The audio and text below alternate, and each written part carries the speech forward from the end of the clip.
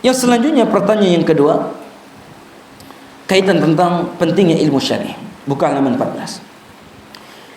Pertanyaan yang kedua, seorang muslim dituntut untuk mendalami agama dan pertanyaan kepada ulama. Apa yang dirasakan rumit?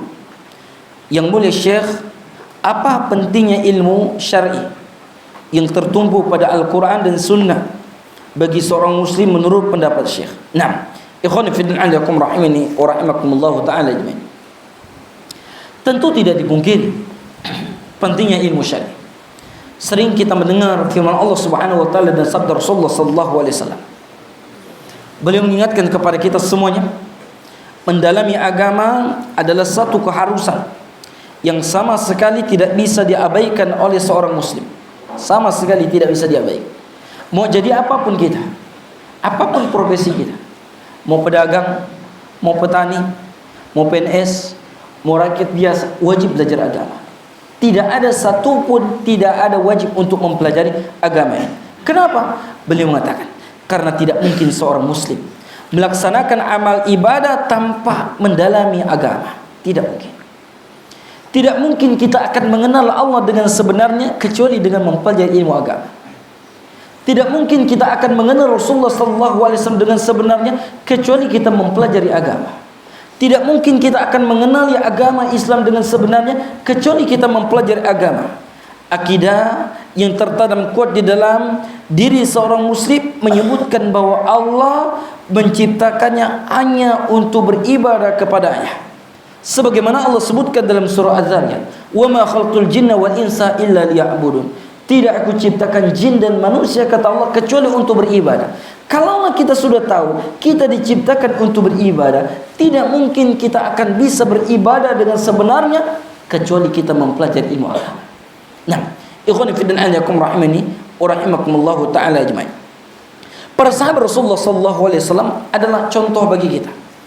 Mereka semuanya adalah rajin mempelajari ilmu. Mereka selalu mendampingi Nabi sallallahu alaihi wasallam. Beliau selalu senantiasa menimba ilmu, mendalami agama, menghafal Al-Quran dari beliau. Seorang di antara mereka berkata, apa yang dikatakan kepada Rasulullah SAW? Kami tidak melampaui 10 ayat sebelum kami mempelajari makna-maknanya, lalu kami amalkan. Lihat para sahabat, perhatian mereka dengan ilmu. Bukan hanya untuk memahami, bukan hanya sekedar teori, tapi bagaimana ilmu tersebut meresap di dalam perilaku mereka. Mereka mengatakan mereka tidak pindah 10 ayat kecuali mereka amalkan. Lihat perhatian para sahabat dengan ilmu. Allah Subhanahu wa taala berfirman, sampai Allah Subhanahu wa taala mengatakan dalam surah Taubah, perhatikan. Falaula nafaru min kulli firqatin minhum ta'ifatun liyatafaqahu fid din. Kata Allah Subhanahu wa taala, mengapa sebagian dari setiap golongan di antara mereka tidak pergi untuk memperdalam pengetahuan agama mereka? Jadi ada orang yang berjihad, sebagian tersebut tidak suruh ikut berjihad, disuruh untuk belajar agama. Dan mereka yang mempelajari agama di dalam ayat ini menjelaskan bahwa kedudukan orang mempelajari agama sama seperti orang yang berjihad di jalan Allah Subhanahu wa taala, sebagaimana disebutkan dalam hadis yang lain. Apa tujuan tersebut? Kata Allah, liunziru qaumahum idza raja'u ilaihim la'allahum yahzarun. Tujuannya apa? Ketika mereka berjuang, mereka berjihad di jalan Allah, satu kelompok tersebut adalah mempelajari ilmu agama. Begitu juga kita berharap kita pada saat ini, kalian dari di antara keluarga kalian belajar agama, berharap kalian menjadi tersebut. Apa kata Allah Subhanahu wa taala? Liunziru qaumahum. Untuk apa kata Allah Subhanahu wa taala? Untuk memberikan peringatan kepada kaum apabila mereka telah kembali, agar mereka mendapat menjaga diri mereka. Nam ikhwan fillah ajakum rahimakumullah. Ini di antara keutamaan mempelajari ilmu syar'i.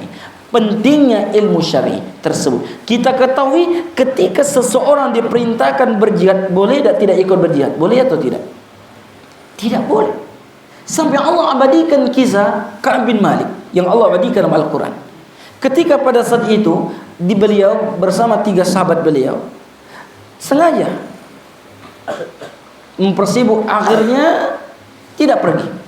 Sepulang dari Rasulullah sallallahu alaihi wasallam bersama sahabat, beliau mengakui kejujuran bahwa beliau tersebut tidak ikut berjuang, tidak berjihad bukan karena memang sengaja. Akhirnya diberikan apa?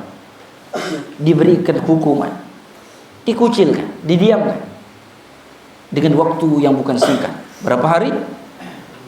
50 hari. Sampai turun firman Allah Subhanahu menyatakan terima taubatnya. Menunjukkan bahwa berjihad itu amalan luar biasa. Tidak berjihad dengan alasan yang lain atau mundur di dalam perperangan itu dosa besar. Menunjukkan bahwa mempelajari ilmu agama, dan ini juga untuk menjadi motivasi bagi kalian. Mungkin satu saat ketika kalian libur bertemu dengan teman-teman kalian, kalian merasa minder. Mereka omongannya sudah lain, kalian juga yang lain. Kalian berbicara ayat satu dan ayat yang lain, mereka berbicara game satu dan game yang lain. Mungkin satu di antara kalian minder.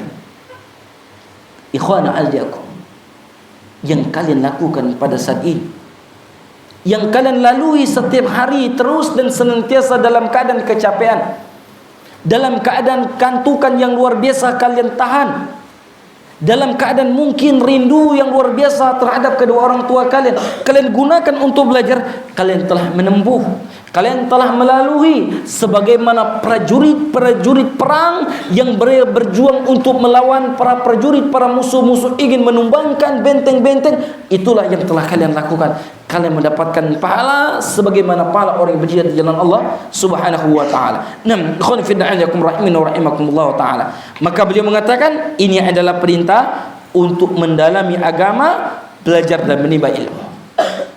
Ayat surah At-Taubah ayat 122.